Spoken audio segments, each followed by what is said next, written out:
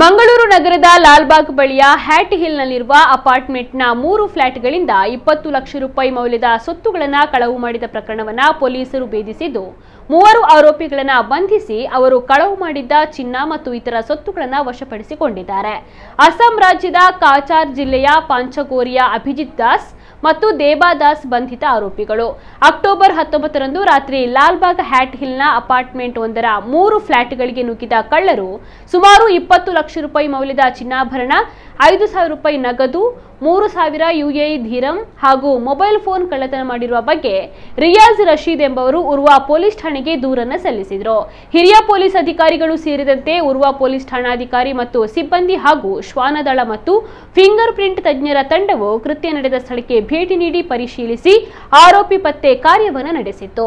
ಪ್ರಕರಣ ದಾಖಲಾಗಿ 20 ಗಂಟೆಗಳ ಒಳಗಾಗಿ ಈ ಮನೆಗಳ ಕಳವುಗಳಲ್ಲಿ ಭಾಗಿಯಾಗಿದ್ದ ಇಬ್ಬರು ಅಂತಾರಾಜ್ಯ ಮನೆ ಕಳ್ಳರನ್ನ ಅಕ್ಟೋಬರ್ ಅಂದ್ರೆ ಇಂದು ಬೆಳಗಿನ ಜಾವ ಬೆಂಗಳೂರಿನಲ್ಲಿ ಬಂಧಿಸಿ ಆರೋಪಿಗಳು ಕಳ್ಳತನ ಮಾಡಿದ ಎಲ್ಲಾ ಚಿನ್ನಾಭರಣಗಳನ್ನ 5,000 ರೂಪಾಯಿ ನಗದು ಹಣ, 70,000 ರೂಪಾಯಿ ಬೆಲೆಯ 3,000 ದಿರಂ ಹಾಗೂ ಮೊಬೈಲ್ ಫೋನ್ ಅನ್ನು ವಶಕ್ಕೆ ಪಡೆಯಲಾಗಿದೆ.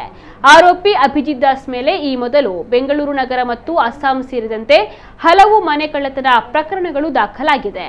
ಆರೋಪಿಗಳನ್ನು ನ್ಯಾಯಾಲಯಕ್ಕೆ ಹಾಜರುಪಡಿಸಿ ಹೆಚ್ಚಿನ ವಿಚಾರಣೆಗಾಗಿ ಪೊಲೀಸ್ ವಶಕ್ಕೆ ಪಡೆದು ತನಿಖೆಯನ್ನು ನಡೆಸಲಾಗುವುದು ಎಂದು ಪೊಲೀಸ್ ಪ್ರಕಟಣೆ ತಿಳಿಸಿದೆ.